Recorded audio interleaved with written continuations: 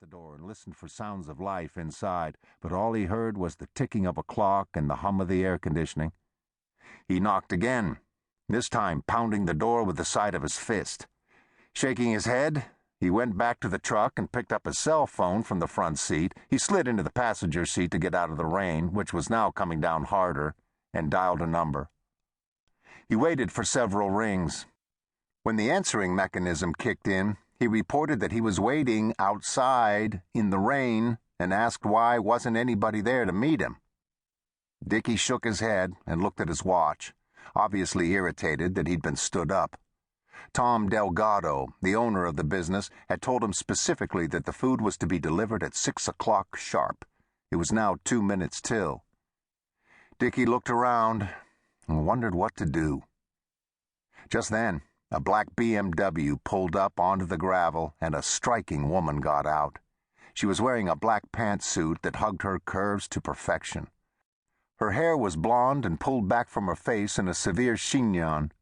Her face would have been beautiful had she not had a perpetual pair of lines between her eyebrows and her perfect mouth not been turned down in a perpetual frown.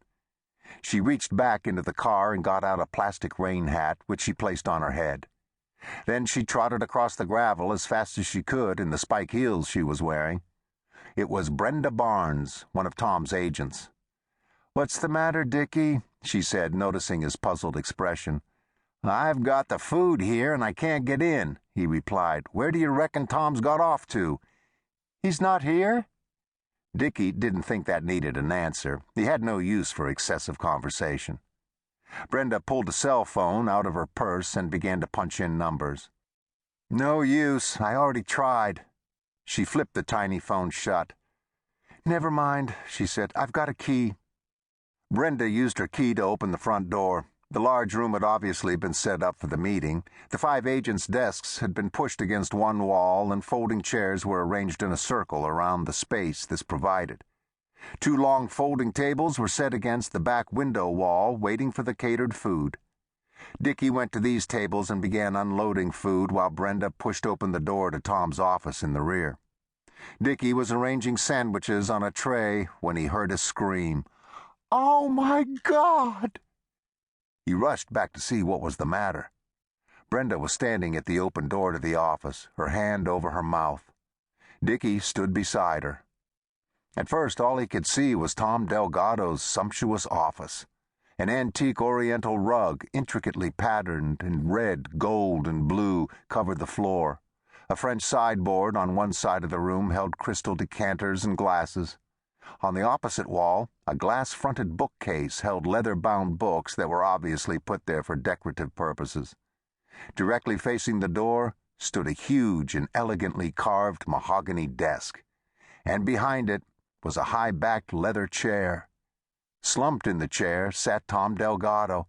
His face was in the palm of his right hand, as if he were sitting and thinking.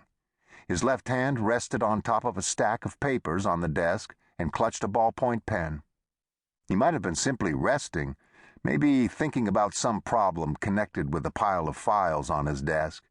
He might have been, except for the small hole in his temple that oozed red-black blood. Brenda slammed the office door. "Don't go in," she said. "We've got to call the sheriff." Later that evening, Judge Jackson Crain was driving home through the dense fog that had rolled in to join the steady drizzle. He drove slowly down the darkened state highway leading to Post Oak. He and everybody else in town knew that Dinky Mackey never mended his fences, and that his cattle would, likely as not, be grazing along the road's right-of-way. As he made his way through the fog, Jackson thought of Ludy Fay Ivory, standing in his bright kitchen fixing him one of her good meals. He also thought of the large Scotch and Don Diego cigar he would enjoy before the meal. He was thinking fondly of that when he saw a black Ford Expedition with tinted windows bearing down on his rear bumper. The Expedition roared past just as a pickup truck pulled out of a side road. Jackson swerved onto the shoulder, spinning his tires and spewing gravel across his hood and windshield. He cursed. As the Expedition disappeared into the dusk, he saw the personalized license plate, God